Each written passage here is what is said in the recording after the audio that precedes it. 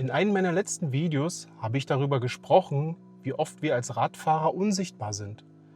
Ich habe gesagt, wir Radfahrer denken für die Autofahrer mit, weil einige Autofahrer den Raum um sich herum nicht mehr wahrnehmen. Durch eure zahlreichen Kommentare zu dem Video habe ich mich gefragt, sind die Autofahrer wirklich die Bösen, die die Regeln nicht mehr kennen? Oder haben wir alle nach Jahren des täglichen Fahrens unsere eigenen Regeln im Kopf entwickelt, die mit den offiziellen Theorien nichts mehr zu tun haben? Ich mache heute den Test. Bestehe ich die Theorieprüfung 2026 ohne Vorbereitung mit über 25 Jahren Praxis als Autofahrer, Motorradfahrer und Radfahrer? Hierzu habe ich mir die App Theorie24 runtergeladen und installiert. Okay, ich fange jetzt an. Ich wähle jetzt einfach erstmal Prüfungen. Prüfungssimulation ist genau das, was wir jetzt brauchen an der Stelle. Und dann lege ich einfach mal los. Ich habe jetzt hier 29 Minuten Zeit, bzw. 30 Minuten Zeit. Und dann schauen wir mal, ob ich die Fragen wirklich richtig beantworten kann. Ist es leichtsinnig, noch kurz vor einer Kreuzung einen Lastzug zu überholen? Nein, weil Lastzüge meistens langsam fahren. Ja, weil der Lastzug die Sicht auf den Querverkehr verdeckt. Ja, weil der Lastzug die Sicht auf wichtige Verkehrszeichen verdeckt. Ja, das klingt gut. Nehmen wir das. Antwort 3. So. Wie verhalten Sie sich in dieser Situation? Ja, sieht aus, als wenn da ein Traktor rechts aus der Einfahrt kommt. Bremsbereit sein ist gut. Geschwindigkeit vermindern, ja. Unverändert weiterfahren. Ja, das ist eine Fangfrage. Das lassen wir lieber so. Wir nehmen die ersten beiden. So, was haben wir jetzt? Worauf müssen Sie sich einstellen? Auf Arbeiter und Baugeräte auf der Fahrbahn, auf eine unebene und verschmutzte Fahrbahn, auf eine durch Polizei geregelte Verkehrsablauf. Ja, eine Baustelle ist auf jeden Fall hier zu erkennen. Stehen schon ein paar Autos rum, ein bisschen was durchgestrichen. Ich denke mal, Arbeit auf der Fahrbahn und Baugeräte, das ist auf jeden Fall was. Auf eine unebene und verschmutzte Fahrbahn, ja. Polizei sehe ich jetzt hier nirgendwo, ist auch keine Ampel, also die schließe ich mal aus. Ganz schön interessant die Fragen. Welche grundlegenden Verkehrsregeln müssen Sie im Tunnel beachten? Im Tunnel? Anweisungen und Informationen des Tunnelpersonals befolgen. Ja. Tunnel am besten nicht verwenden. Kann man machen, aber dann kommt man vielleicht nicht so schnell ans Ziel. Am Tag im gut beleuchteten Tunnel mit Abblendlicht fahren. Also wer schon mal in Urlaub gefahren ist Richtung Italien oder so, der weiß, da ist auf jeden Fall Lichtpflicht. In Deutschland bin ich mir jetzt gar nicht so sicher, ob da Lichtpflicht ist. Aber es sind ja meistens Schilder von dran. Warum sind Sie besonders gefährdet, wenn Sie auf ein Zweirad fahren? Boah, da fallen mir jetzt viele Gründe rein, warum man sehr gefährdet ist, wenn man auf Zweirädern fährt. Weil meine Geschwindigkeit unterschätzt werden kann. Definitiv, das passiert mir ständig. Ich komme irgendwo reingefahren, ja, von vorne hat einen anderen Hindernis und zieht trotzdem noch glatt durch. Oder von hinten versucht einer noch zu überholen, an mir vorbeizukommen, obwohl Gegenverkehr kommt. Passiert mir eigentlich jeden Tag. Weil ich leicht zu übersehen bin? Ja, definitiv. Weil ich bei Unfällen ein höheres Verletzungsrisiko habe. Ja, das habe ich definitiv. Ich habe keine Knautschzone, keine Sicherheitskleidung, gar nichts, außer einen Helm. Während der Fahrt in einem Tunnel haben Sie Ihr Fahrzeug wegen eines Feuers noch im Tunnel abstellen müssen. Wie verhalten Sie sich? Ich lösche das Feuer, soweit es möglich ist. Nee, ich werde zusehen, dass ich wegkomme, wenn es ein großes Feuer wird. Ich löse Feueralarm an der Notrufstation aus. Ja, das ist gut. Ich schließe mein Fahrzeug ab. Ja, also dann lösche ich vielleicht noch das Feuer, soweit es möglich ist. Aber ganz ehrlich, wer von uns hat einen Feuerlöscher am Auto? Ja, ich habe eine Decke meistens mit. Die könnte man vielleicht nutzen zum Ausklopfen. Wir probieren es mal. Fahrzeug abschließen. Ja, ist wahrscheinlich eine Fangfrage. Das würde wahrscheinlich jeder machen, aber bringt nicht viel. Bitte starten Sie den Film, um sich mit der Situation vertraut zu machen. Okay. Gucken wir mal, was hier ist. Ah, Landstraße offenbar. Jetzt kommt irgendwann eine Kreuzung. 50 und Überholverbot, okay. Ja, sauber. So, Film habe ich gesehen. Also sah jetzt sehr knapp aus. Der Traktor biegt rechts ab. Ich habe Vorfahrt selber und hinter dem Traktor ist ein Auto versteckt. Das könnte brenzlig werden. Also Fragen anzeigen. Ich bremse leicht ab. Achso, wie verhalten Sie sich jetzt richtig? Ich bremse leicht ab. Ich überquere die Kreuzung zügig. Ich führe eine Gefahrenbremsung durch. Tja, ich würde mal leicht abbremsen, weil wir wissen ja nicht, ob der andere hinten wirklich fährt. Warum ist bereits der einmalige Konsum von Drogen für die Teilnahme am Straßenverkehr gefährlich? Weil er einen mehrstündigen Rausch verursachen kann? Boah, ich denke schon. Weil er zur Fahruntüchtigkeit führen kann? Ja. Weil er zu Wahrnehmungsstörungen verursachen kann? Ja, denke schon.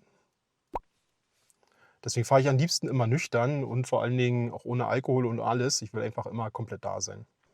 Sie möchten hier nach rechts abbiegen. Was ist richtig? Sieht aus wie eine normale Kreuzung, ne? Blinker schon gesetzt. Ja. Ich muss nur den entgegenkommenden Fußgänger die Fahrbahn überqueren lassen. Ja, das nur ist immer schon so ein bisschen fragwürdig bei den Prüfungen. Ich muss beide Fußgänger die Fahrbahn überqueren lassen. Ja, rechts vor links. Ich habe Vorrang vor den beiden Fußgängern. Nee. Sie befinden sich im Kreisverkehr. Was ist zu beachten? Eine Mittelinsel darf nur überfahren werden, wenn dies aufgrund der Fahrzeuggröße unvermeidbar ist. Okay. Meistens sind die Mittelinseln noch irgendwie bepflanzt. Da kommt man gar nicht durch. Das Verlassen des Kreisverkehrs muss durch Blinken angezeigt werden. Ja, das ist auf jeden Fall sehr hilfreich für die anderen Verkehrsteilnehmer. Im Kreisverkehr ist das Halten auf der Fahrbahn verboten. Also wenn Stau ist und man nicht weiterkommt, dann bleibe ich lieber stehen. Bitte starten Sie den Film, um sich mit der Situation vertraut zu machen.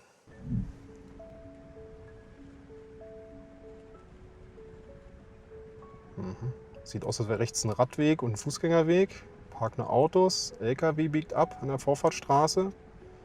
Und hinter den LKW hat man schon leicht ein anderes Fahrzeug gesehen. Frage anzeigen. Warum müssen Sie weiterhin bremsen? Wegen des blauen LKWs? Ja. Wegen des Müllfahrzeugs? Ja. Wegen des Radfahrers?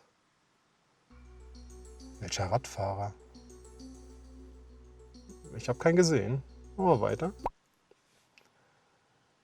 Was kann schon durch eine 20-prozentige Überladung eintreten? Überbeanspruchung der Bremsen? Ja, die sind ja meistens für das Gewicht des Fahrzeugs ausgelegt. Schäden an tragenden Fahrzeugteilen? Bei 20%? Es kommt auf die Automarke an. Wir machen ja. Verschlechterung des Lenkverhaltens. Also wer schon mal ein überladenes Fahrzeug gefahren ist, egal ob Auto, Motorrad oder Fahrrad, der weiß, mit Zuladung fährt das alles ganz anders. Also ja. Was müssen Sie bei der Beladung Ihres Fahrzeugs beachten? Dass die Passagiere noch mit reinpassen? Na, gucken wir mal. Mein Fahrzeug darf die zulässige Gesamtmasse von maximal um 5% überschreiten. Ich glaube, die maximale Zuladung darf man nie überschreiten. Ich muss die Ladung mit geeigneten Mitteln gegen Verrutschen sichern. Mein Fahrzeug darf die zulässige Achslast nicht überschreiten. Ja, das sowieso. Ich glaube, in Deutschland gibt es nicht viele Prozente oder Toleranzabweichungen. Da halten wir lieber die im Fahrzeugschein hinterlegten Sachen ein. Sie haben mit Ihrem Fahrzeug ein fremdes parkendes Fahrzeug beschädigt. Ist mir persönlich noch nicht passiert, aber ich habe genug Kratzer am Auto, an jedem Auto fast schon gehabt. Also irgendjemand ist das schon passiert. Trotz angemessener Wartezeit ist der Geschädigte nicht erschienen. Wie verhalten Sie sich jetzt richtig? Ich muss meinen Namen und meine Anschrift einem unbeteiligten Zeugen hinterlassen? Ja, sicher nicht. Ich muss den Unfall der Polizei melden? Mit Sicherheit. Ich muss meinen Namen und meine Anschrift am Unfallort hinterlassen? Da falle ich nicht drauf rein. Das ist Fahrerflucht. Da hat man schon genug Berichte drüber gesehen. Welches Verhalten ist richtig? So, was haben wir hier? Okay, wir fahren offenbar auf einen kreisförmigen Verkehr zu oder ähnliches. Ein Vorfahrtsgewährenzeichen ist dran. Fahrradfahrer kommt von links. Ja, ganz ehrlich, ich muss warten. Der Fahrradfahrer muss warten. Das ist für einige Leute wahrscheinlich die bessere Alternative, aber der Fahrradfahrer hat ja definitiv Vorfahrt. Welches Verhalten ist richtig? Okay, was haben wir hier? Ich habe ein Stoppschild, eine Haltelinie, Fahrradfahrer von links auf der Vorrangstraße oder Vorfahrtsstraße offenbar und ein Bus kommt noch von vorn, der geradeaus will. Ist cool so ein Bild, wenn man genau sieht, wo der Fahrer hin will. In der Realität sieht man das halt leider nicht immer. So, ich muss den Radfahrer durchlassen. Ja, definitiv. Ich muss an der Haltelinie anhalten. Ja. Wenn es keine weiße Linie gibt, dann gibt es ja die Sichtlinie. Da fährt man vor, bis man was sieht. Ne? Ich muss den Bus durchfahren lassen. Ja, ich muss eine ganze Menge an der Kreuzung, aber ist so. Boah, wie viel kommt denn da noch? Ach, 17 Fragen. 17. Frage ist jetzt, 20 sind es noch. Wer darf auf dieser Straße mit einem Kraftfahrzeug fahren? Also hier haben wir auf jeden Fall schon mal einen Fußgängerweg, ganz klar zu erkennen an dem blauen Schild mit den weißen Figuren drauf. Und Lieferverkehr ist frei. Wer jemanden besuchen will, darf hier rein. Okay. Wer etwas einkaufen will, wer Ware liefern muss. Also Lieferverkehr ist definitiv Ware liefern. Einkaufen und so würde ich glaube sagen, zählt nicht dazu. Was gilt bei diesem Verkehrsschild? 30 km/h von 22 bis 6 Uhr Lärmschutz. Also nachts langsam fahren, damit es nicht so laut ist. Ne? Eine Begrenzung der Höchstgeschwindigkeit auf 30 km/h, die nicht für Elektrofahrzeuge gilt. Also dann würde man auf jeden Fall die Energiewende oder die Verkehrswende schneller hinkriegen, wenn man da eine Ausnahmeregelung machen würde. Zwischen 6 Uhr und 20 Uhr gilt, nee, andersrum, wir lesen ja von links nach rechts, also von 22 Uhr bis 6 Uhr, also nachts. Dürfen Sie hier parken? Also wenn man manche Autofahrer so anschaut, die einen als Fahrradfahrer sehen, dann denke ich schon, dass die denken, dass man da parken darf als Fahrradfahrer. Weil wie kann man so behindert sein und Fahrrad fahren? Ne? Aber hier darf ich nicht stehen, gar nicht. Nur als Begleitperson von Blinden mit amtlichem Parkausweis. Ja, das ist okay, weil der Blinde kann ja nicht selbst hinfahren. Was haben wir noch? Ja, als Schwerbehinderter mit amtlichem Parkausweis. Ja, denke schon. Gucken wir weiter. Wie wirkt sich eine wesentliche Unterschreitung des empfohlenen Reifendrucks aus? Das fährt sich auf jeden Fall viel komfortabler. Also auf dem Fahrrad schon, wenn man nur ein bisschen runter geht. Wenn man jetzt natürlich komplett weit unter die Herstellerangaben geht, dann wird es schon manchmal schwierig, glaube ich. Ich glaube, der Reifen wird dann auch einfach zu schnell zu warm und rissig. Aber im Winter lasse ich gerne auf 3 Bar runter. Das fährt sich einfach angenehmer. Was haben wir dann als Frageantworten hier oder als Antwortmöglichkeiten? Der Schadstoffausstoß nimmt ab. Der Schadstoffausstoß? Das hat doch gar nichts mit den Reifen zu tun erstmal. Der Reifenabrieb nimmt zu. Das glaube ich schon. Der Kraftstoffverbrauch nimmt zu. Also jeder, der mal mit wenig Reifendruck gefahren ist, der weiß, da muss man mehr treten. Das gilt auch fürs Auto. Nehmen wir mal an. So, gucken wir mal, was hier war. Bitte starten Sie den Film, um sich mit der Situation vertraut zu machen. Na klar, machen wir doch. Naja, so wie es aussieht, fahren wir in der Stadt. Geradeaus und rechts abbiegen könnten wir. Links ist ein Abbieger nach links. Wir wollen rechts abbiegen. Wir haben grün. Wen haben wir da noch? Bauarbeiter und eine Joggerin. Okay. So, wie verhalten Sie sich richtig? Ich halte mal an, weil wir haben ja die Joggerin gesehen, die wollen wir jetzt nicht bei ihrem Workout behindern. Ich beschleunige. Naja, ich fahre unverändert weiter. Klar, dann haben wir die Joggerin gleich auf der Motorhaube. Okay, weiter. Bitte starten Sie den Film, um sich mit der Situation vertraut zu machen. Okay, mal gucken, was jetzt kommt. Landstraße, Ortseingang, nee, Ortsausgang, okay. Komm, gib Gas, Feuer. Kann 100 fahren. Ja, scheint nicht viel Leistung zu haben, das Auto. Oh, kam noch einer von links. Wir haben ein Vorfahrtsschild noch. Na, mal gucken, was kommt. Wie verhalten Sie sich richtig? Ich bremse stark ab. Also wenn ich jetzt hier stark abbremse, da rechnet der hinter mir garantiert nicht mit. Und aktuell habe ich keine Gefahr für uns gesehen, weil ja der blaue links abbiegen will, also rechts von sich aus abbiegen will. Ich fahre unverändert weiter. Ich verzichte auf meine Vorfahrt. Ich fahre mal weiter, ne? Ist ja noch nichts passiert. Warum kann das Fahren unter Zeitdruck gefährlich sein? Weil bei Fahrten unter Zeitdruck häufig Gefahren unterschätzt werden. Ja, ja. defensiv gefahren wird. Ich glaube nicht einer, der es eilig hat, dass der defensiv fährt. Weil man zu schnell fährt.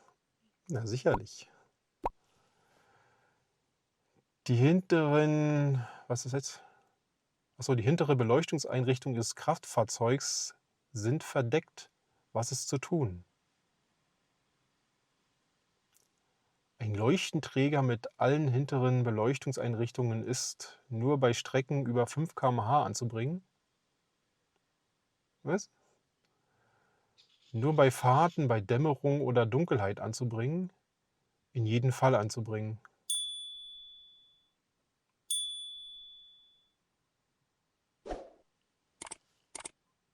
Interessante Frage. Also wenn man nicht sieht, dass ich bremsen kann, ist schwierig, ne? Also dann würde ich mal sagen, in jedem Fall anzubringen. So, gucken wir uns ein Filmchen an. Was haben wir da? Ein bisschen Regen. Wir fahren rechts. 120, okay. Scheint eine Autobahn zu sein. Irgendwo. Wo fahren wir jetzt nach links? Ah, Tunnel. Ah, Unfall, so wie es aussieht, oder Panne. So, wie verhalte ich mich richtig? Ich fahre so weit wie möglich links. Ja, man will ja die anderen nicht rammen oder noch sich gerade in den Reifen einfahren. Ich verringere meine Geschwindigkeit, ja. Ich fahre unverändert weiter. Wie können Sie Kraftstoff sparen? Das ist ganz einfach. Ich fahre einfach mit Fahrrad, dann spare ich ganz viel Kraftstoff. Nicht im höchsten Gang fahren. Ja, schön Drehzahl betont, ne? Aber nee. Dachgepäckträger oder Skihalter abnehmen. Ja, wenn man sowas drauf hat und nicht braucht, runter damit. Mindestens Reifendruck nach Betriebsanleitung einhalten. Absolut, ja. Welche PKWs, die eine ausgewiesene Umweltzone befahren, unterliegen der Kennzeichnungspflicht mit einer Feinstaubplakette? Also ich würde mal sagen, dass mindestens Verbrenner, also Ottomotor und Dieselmotor. Elektrofahrzeuge, also ich bin auch schon mal ein E-Fahrzeug gefahren, da hatte ich auch eine grüne Plakette dran. Das weiß ja keiner, ob es ein E-Fahrzeug ist oder nicht, also ich klicke mal alle an. Nicht immer jedenfalls. Es gibt ja manchmal, naja. Sie möchten einen gebremsten Anhänger mitführen. Wo finden Sie Angaben bzw. Hinweise zur zulässigen Anhängelast Ihres PKWs? Im Fahrzeugschein natürlich. In der Zulassungsbescheinigung Teil 1 meines Anhängers. Nee, das ist ja der Anhänger. Achso, da steht ja drin, wie schwer der Anhänger ist. Ja. In der Zulassungsbescheinigung Teil 1 meines PKWs. Im Versicherungsschein sicherlich nicht. Wodurch erhöht sich in Kurven mit schlechtem Straßenzustand das Risiko, ins Schleudern zu geraten?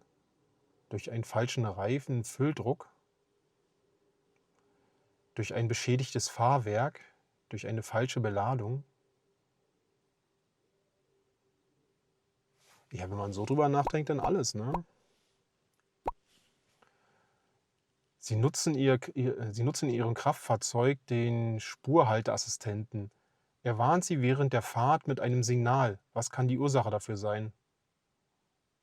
Gut, mein Auto hat jetzt keinen Spurhalteassistent, aber ich hatte schon Autos mit Spurhalteassistent. Ich verlasse unbeabsichtigt meine Fahrstreifen. Ja, möglich. Ich habe beim Fahrzeugwechsel vergessen zu blinken. Ja. Ich unterschreite den Mindestabstand zum vorausfahrenden Fahrzeug. Das ist ja der Abstandshalteassistent, oder? Nicht der Spurhalteassistent. Diese Frage ist die letzte Frage. Möchten Sie zurück zur ersten Frage springen, um Ihre Angaben noch einmal zu überprüfen? Nein, wollen wir nicht. Wir wollen wissen, wo wir stehen.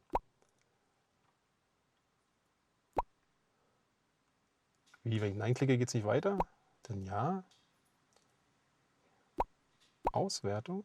Auswertung. Sie haben die Prüfung leider nicht bestanden. 26 Fehlerpunkte insgesamt. Bitte sehen Sie sich die rot markierten Fragen noch einmal mit der Musterlösung an. Grundstoff 20 Fehlerpunkte. Okay. Zusatzstoff 6 Fehlerpunkte. Oh mein Gott. Okay, also ganz ehrlich, ich hätte gedacht, ich bestehe das hier ohne Probleme, weil mit über 25 Jahren Fahrpraxis sollte das kein Problem sein. Was ich aber schon gemerkt habe, ist, dass halt Verwirrung bei manchen Situationen gilt. Also gerade wenn es um Radwege geht oder auch vermeintliche Radwege geht, da hat jeder eine andere Meinung. Ja, auch ich dachte damals, immer wenn so ein weißes Schild an einem Fußweg steht mit einem schwarzen Fahrrad drauf, da darf man als Radfahrer fahren. Aber nein, in der Tat darf man da gerade mal 10 km/h fahren. Und das ist für meine Geschwindigkeit, die ich zur Arbeit fahren will, nicht geeignet, weil dann würde ich ja 4 Stunden unterwegs sein. Das heißt, ich muss schon mindestens 20 km/h fahren, dass ich mal unter 2 Stunden komme. Also ist so ein Weg für mich ungeeignet. Außerdem ist es ein Schutzraum für Fußgänger. Und da haben Fahrradfahrer einfach nichts zu suchen. Na klar, Kinder und Eltern mit Kindern, alles okay. Die sollen da fahren, ja, solange sie auch ihre Fahrradprüfung noch nicht haben und auch nicht über 10 Jahre alt sind und so weiter. Sind sie da genau aufgehoben. Ach, dann fahren die auch nicht 20 km/h. Die sind ja dann deutlich langsamer. Ja, und manchmal gibt es auch Fußwege einfach nur bei uns hier nicht weit weg. Da wurde ich auch schon so oft angehupt und bedrängt. Und dann kam auch ein Kommentar, ein schönes: ey, fahr da drüben. Das ist ein Radweg. Da ist nicht mal fahrradfrei gegeben. Das ist einfach nur ein schmaler Weg vor lauter Ausfahrten. Da willst du auch nicht fahren als Fahrradfahrer und darfst du auch nicht. Als Fahrradfahrer hat man einfach die Pflicht, auf der Straße zu fahren, weil man ein Fahrzeug ist. Die einzige Ausnahme, die es gibt, sind halt wirklich Radwege. Die, wo ein blaues Schild dran ist mit einem weißen Fahrrad drauf. Punkt. Und wenn der nicht befahrbar ist wegen Baustellen und Co., dann muss der Radfahrer auch wieder runter. Was leider nicht zählt ist, wenn der Fahrradweg wirklich in schlechtem Zustand ist. Das gilt nicht. Da musst du durch als Fahrradfahrer, auch wenn es uns nicht gefällt. Und das finde ich dann auch schon wieder grenzwertig, aber ist halt so. Die Regel ist so. Ja. Geht es euch auch so? Habt ihr das Gefühl, die Straßenverkehrsordnung hat sich so weit von eurem Alltag entfernt, dass ihr eigentlich mal wieder eine Schulbank drücken müsstet? Vielleicht ist das der Schlüssel. Nicht nur auf den anderen schimpfen, sondern gemeinsam wieder verstehen, was eigentlich gilt. Denn am Ende teilen wir alle den gleichen Raum. Egal ob auf dem Sattel oder hinterm Steuer. Bleibt achtsam.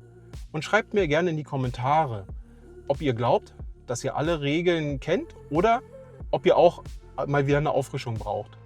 Und wenn ihr wollt, schaut gerne mal im Shop vorbei und holt euch eure passenden Statements für euch. Denn denkt dran, ihr seid nicht allein. Und ich fahre trotzdem. Vielleicht sehen wir uns irgendwann mal auf der Straße. Ciao, euer Manuel.